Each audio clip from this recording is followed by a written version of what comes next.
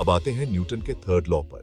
Newton का third law कहता है कि जब एक ऑब्जेक्ट दूसरे ऑब्जेक्ट पर फोर्स लगाता है तो दूसरा ऑब्जेक्ट भी वापस पहले ऑब्जेक्ट पर उतने ही मैग्नीट्यूड से फोर्स लगाता है।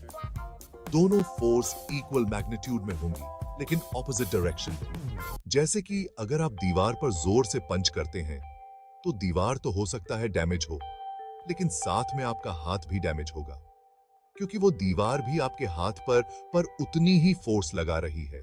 इन दो अपोजिंग फोर्सेस को हम कहते हैं एक्शन एंड रिएक्शन फोर्सेस। ये जानना भी जरूरी है कि फोर्स टू इक्वल मैग्नीट्यूड से दोनों ऑब्जेक्ट्स पर लगती है, पर उस फोर्स का इंपैक्ट अलग अलग ऑब्जेक्ट्स पर अलग अलग होता है।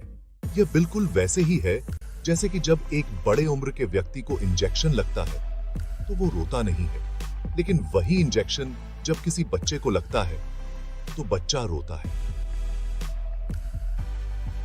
यहां फोर्स दोनों लोगों के लिए सेम है, लेकिन बड़ी उम्र का व्यक्ति उसको अच्छे से सह लेता है, मगर छोटा बच्चा उसको नहीं सह पाता।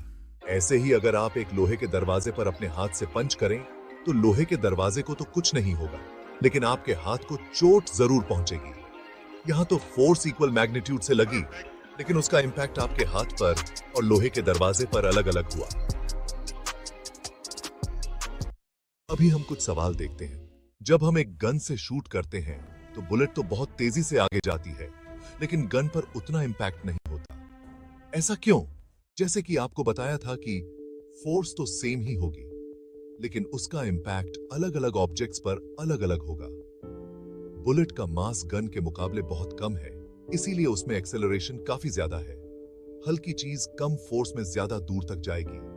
वही गन बुलेट के मुकाबले काफी हैवी होती है, और साथ ही गन को हमने अपने हाथों से पकड़ा हुआ है तो उस पर मस्कुलर फोर्स भी लग रही है। इस वजह से गन उतनी पीछे की तरफ नहीं जाती जितना कि गोली आगे की तरफ जाती है। यानी फोर्स गन पर इतनी एक्सेलरेशन प्रोड्यूस नहीं कर पाती जितनी कि वो गोली पर करती है।